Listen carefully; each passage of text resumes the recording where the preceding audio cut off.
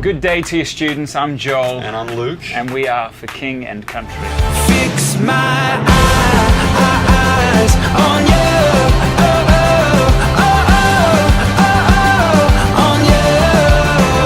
It's interesting that we get to talk about See You at the Pole today, because I remember when I was about 13, 14 years old as a homeschooler, I actually got the opportunity to go to the local school to actually gather with some of my friends, some of my peers for See You at the Pole. So this has always been something that has kind of been real close to me in my heart, because I've been able to see the power in prayer, and to be able to see when schools and students get together and surround that flag and be able to pray together, something real significant takes place. I'd live like I'm not scared, give when it's not fair, live life through another. See You at the Pole is actually initiated by students and is also led and organized. So really it's an opportunity for you guys to step up. No teachers, no youth groups, it's up to you. Yeah. And I think there's a great opportunity there to show leadership in your school, to say, hey, we're not going to lean on parents or teachers or anyone else to organize this. We are going to take initiative.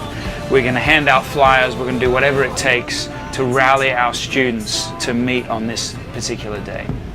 And we want to help you walk through and kind of work through how to do See You at the Pole this year. So you have to have a plan. For something like this, are you going to pray in small groups? Are you going to pray in large groups? Are you going to have any worship?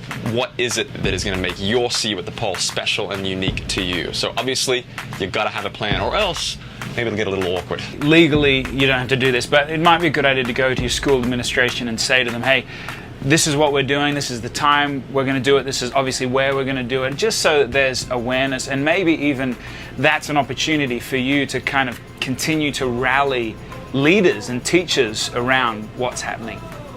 So something very important is to figure out where you're going to be. Obviously, if you have a flagpole, it would be an appropriate place to meet. But if you don't, or if it rains, what are you going to do then? You know, so have a backup plan, have another location that's centralized in your school that you can say, hey, this is where we're going to be at this time, and you'll be rocking. The best time for See You at the Pole to start is 7 a.m. That's what we encourage. But some schools don't start till 8 or later, or whatever that might be. Find out what that time is for your school and make sure that absolutely everybody knows about it.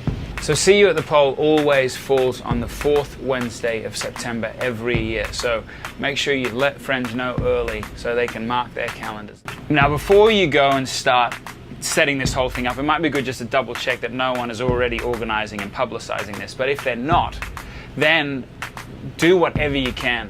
Telling friends to tell friends, really rallying around this, making an announcement. This is where we're going to be, this is when it's going to be.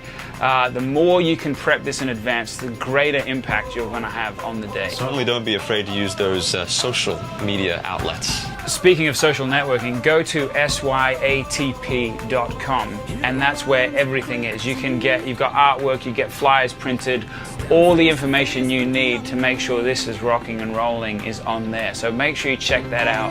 Coming from two musicians, if you do have worship there at your event, let's remember that this event is actually not about us getting up there and singing songs, whatever. It's about the power of prayer. I feel like one of the coolest things about prayer is what it does to us. You know, it's so unifying. There's so much division so often in life, in school, in relationships, and prayer really unites our hearts, not only with God, but with each other. And that's why it's so important to have people there, to have a group there, because it's about praying together. You know, Scripture talks about where two or more are gathered, then I am in their midst. So having that incredible turnout where you're all aligning your hearts at one point and one moment is incredible. So after the event, when it's all said and done, we want to hear your stories. So go to syatp.com, and you'll see on there's a little section where you can leave sort of a testimonial. You can share your stories about what happened, how many folks showed up, and how incredible this moment was where you all came together at the pole. We'll look forward to seeing you around that flagpole or in that place that you guys have all set up to meet at. And let's lift up prayers together to God as one nation, as students honoring Him. Let's see you at the pole. We'll look forward to it. Cheers. Fix my eyes on you.